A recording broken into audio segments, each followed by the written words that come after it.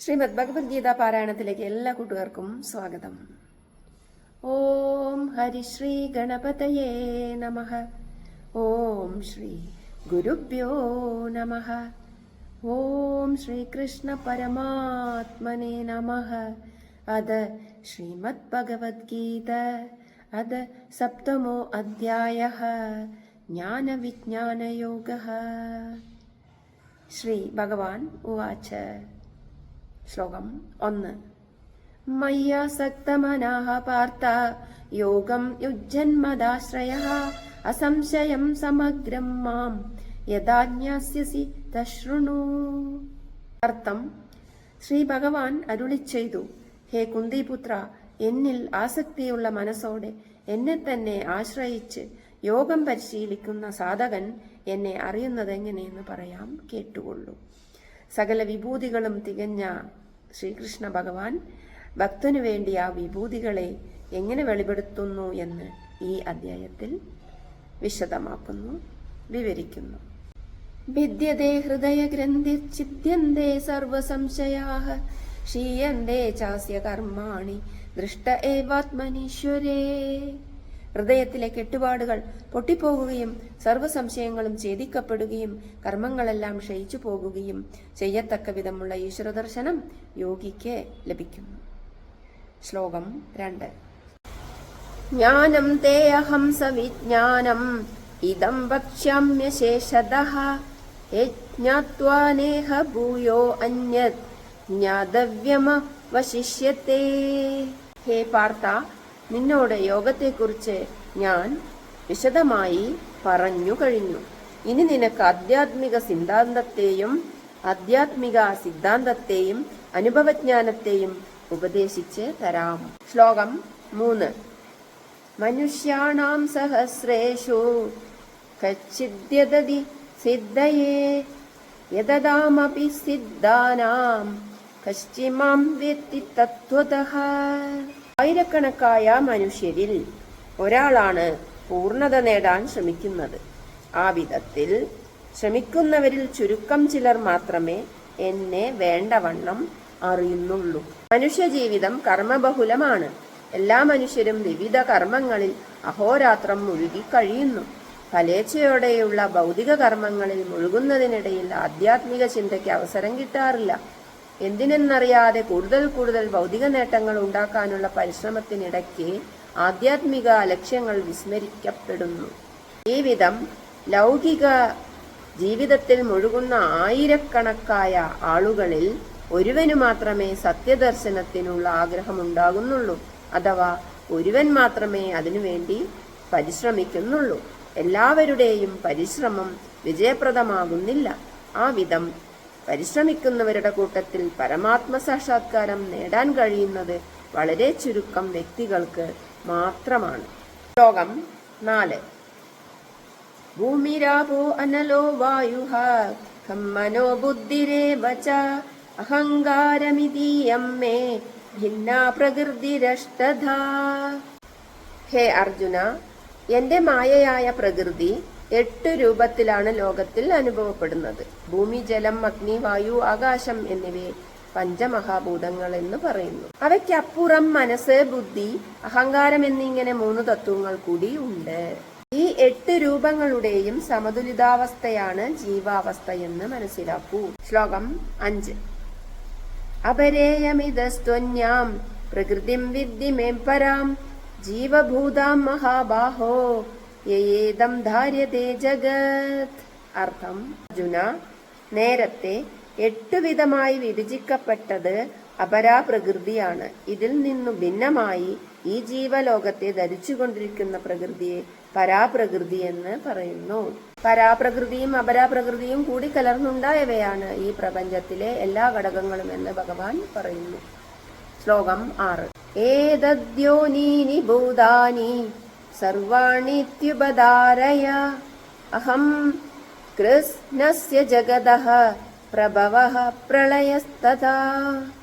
അർത്ഥം: സ്ഥാവരങ്ങളും ജംഗമങ്ങളും ഉൾപ്പെടുന്ന ഈ പ്രപഞ്ചം ഇവയ്ക്ക് ഹേതുഭൂതമായ പ്രകൃതികളിൽ നിന്നും ഉണ്ടായവയാണ്.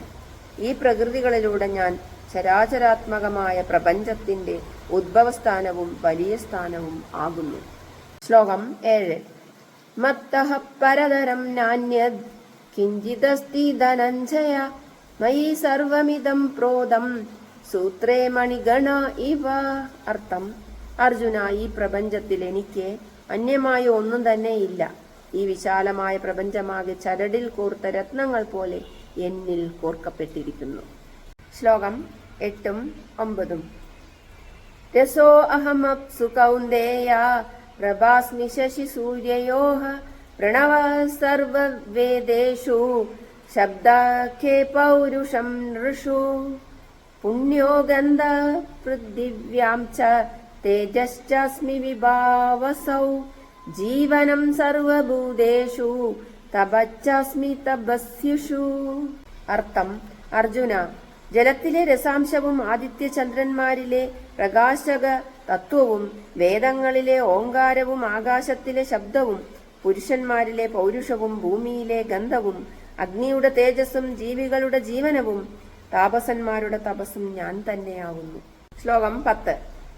ബീജം മാം സർവഭൂതാനാം വിദ്ധി പാർത്ഥ സനാതനം ബുദ്ധിർബുദ്ധിമതാമസ്മി തേജസ്തേജസ്വിനാമഹം. ശ്ലോകം 11. ബലം ബലവതാമസ്മി കാമരാഗ വിവർജിതം ധർമാവിരുദ്ധോ ഭൂതേഷു കാമോ അസ്മി ഭരതർഷഭ.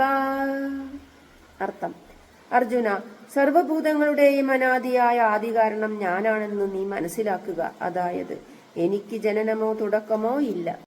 സ്വയം ജാതനായ ഞാൻ ഈ ലോകങ്ങളുടെയെല്ലാം ഉത്പത്തിക്കുള്ള ആദി കാരണമാകുന്നു. ബുദ്ധിമാന്മാരുടെ സൂക്ഷ്മബുദ്ധി ഞാൻ തന്നെയാണ്. തേജസ്വികളുടെ തേജസ്സും ഞാനാകുന്നു. കരുത്തന്മാരിലെ കാമാസക്തികൾ ഇല്ലാത്ത കരുത്ത് ഞാൻ തന്നെയാണ്. ധർമാനുസൃതമായി ജീവരാശികളിൽ പ്രകടമാകുന്ന ലൈംഗികാസക്തിയും ഞാൻ തന്നെ. കരുത്തന്മാരുടെ കരുത്ത് വികാരശമനത്തിനു വേണ്ടിയോ സ്വാർത്ഥപൂരണത്തിനു വേണ്ടിയോ പ്രയോഗിക്കാനുള്ളതല്ല. അത് അശക്തരുടെ സംരക്ഷണത്തിന് പ്രയോഗിക്കപ്പെടാനുള്ളതാണ്. ധർമാനുസൃതമായി സ്വന്തം ഇണയുടെ നേർക്ക് പ്രകടിപ്പിക്കുന്ന വികാരം മനസ്സംതൃപ്തിക്ക് വേണ്ടിയുള്ളതല്ല, സന്താനോത്പാദനത്തിന് വേണ്ടിയുള്ളതാണ്. ശ്ലോകം 12. യേ ചൈവ സാത്യുഗാ ഭാവാ രാജസസ്താമസാച്ഛയേ മത്ത ഏവേദി താൻ വിദ്ധി ന ത്വഹം തേഷു തേ മയി. അർത്ഥം: സത്വം, രജസ്, തമസ് എന്നീ മാനസിക ഭാവങ്ങൾ എന്നിൽ നിന്ന് ഉത്ഭവിച്ചിട്ടുള്ളവയാണ് എന്ന് കരുതി ഞാൻ അവയിലെങ്ങുമില്ല.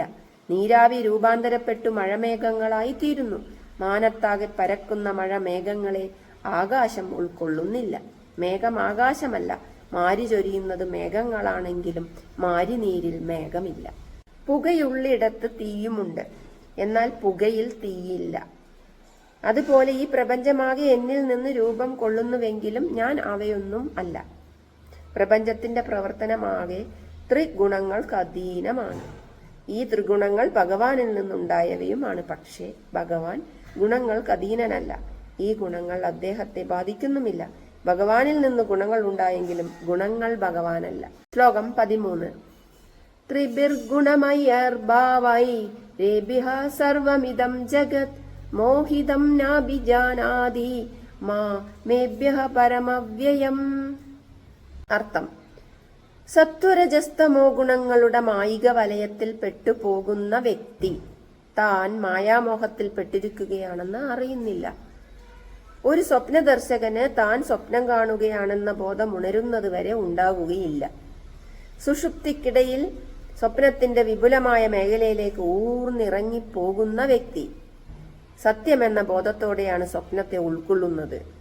അതുപോലെ ത്രിഗുണാത്മകമായ ഭാവങ്ങൾ ഈ ജഗത്തിനെ ആകെ മോഹിപ്പിക്കുമ്പോൾ ജഗത്തിന് ഗുണാതീതമായ പരമാത്മ ചൈതന്യത്തെ ഇവയിൽ നിന്ന് വേർതിരിച്ചു കാണാൻ കഴിയുന്നില്ല. ശ്ലോകം 14. ദൈവീഹേഷാ ഗുണമയീ മമ മായാ ദുരത്യയാ മാമേവയീ പ്രപദ്യന്തേ മായാമേതാം തരന്തി തേ. അർത്ഥം: ത്രിഗുണാത്മികമായ മായയെ അതിലംഘിക്കാൻ സാധാരണക്കാർക്ക് സാധ്യമല്ല. ആ മായ തന്നെയും പരമാത്മാവിന്റെ ദിവ്യശക്തിയാണ്. ഭൗതിക ശക്തിയുമായുള്ള സമ്പർക്കം നിമിത്തം അതിന്റെ ദിവ്യത്വം മറയ്ക്കപ്പെട്ടിരിക്കുന്നു. ദൈവി എന്ന പദം കൊണ്ട് പ്രപഞ്ച സൃഷ്ടിക്കു വേണ്ടി പരബ്രഹ്മത്തിൽ നിന്ന് സ്പന്ദിച്ചുയരുന്ന ബ്രഹ്മശക്തിയാണ് മായ എന്ന് വ്യക്തമാക്കുന്നു. ഉണ്ടായി മറയുന്ന കാര്യങ്ങളുടെ ഗതിവിഗതികൾ കണ്ടിട്ട് മായയുടെ അസ്തിത്വം അനുമാനിച്ചറിയുകയാണ് ചെയ്യുന്നത്. ശ്ലോകം 15. നമാം ദുഷ്കൃതിനോ മൂഢാ പ്രപദ്യന്തേ നരാധമാഃ മായയാ ബഹൃതജ്ഞാന ആസുരം ഭാവമാശ്രിതാഃ.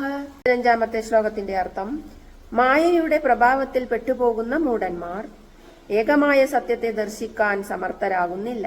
ഭൗതികമായ സുഖമോഹത്തിൽ പെട്ടുപോകുന്ന അവർ നശ്വര സുഖം നേടാനായി എന്തു ദുഷ്കർമ്മവും ചെയ്യാൻ മടിക്കുന്നുമില്ല. കർമ്മങ്ങളിൽ മുഴുകുന്ന അവർ ആസുരഭാവത്തെ അവലംബിക്കുന്നു. ആ വിധം ദേവപദവിയിലേക്ക് ഉയരേണ്ടതിനു പകരം ആസുരഭാവത്തിലേക്ക് അധപ്പതിച്ചു പോകുന്ന അധമന്മാർക്ക് ശ്രീകൃഷ്ണനെ ആശ്രയിക്കാൻ തോന്നുന്നില്ല. ശ്രീമദ് ഭഗവത്ഗീത 7-ാം അധ്യായത്തിലെ ജ്ഞാനവിജ്ഞാന യോഗത്തിലെ 15 ശ്ലോകങ്ങളാണ് ഇവിടെ പാരായണം ചെയ്തത്. ശ്രീമദ് ഭഗവത്ഗീത പാരായണം ശ്രവിക്കുന്നതും പാരായണം ചെയ്യുന്നതും പുണ്യമത്രേ. ചാനൽ ഇഷ്ടപ്പെടുന്നെങ്കിൽ ലൈക്ക് ചെയ്യൂ, ഷെയർ ചെയ്യൂ, കമന്റ് ചെയ്യാനും മറക്കരുത്.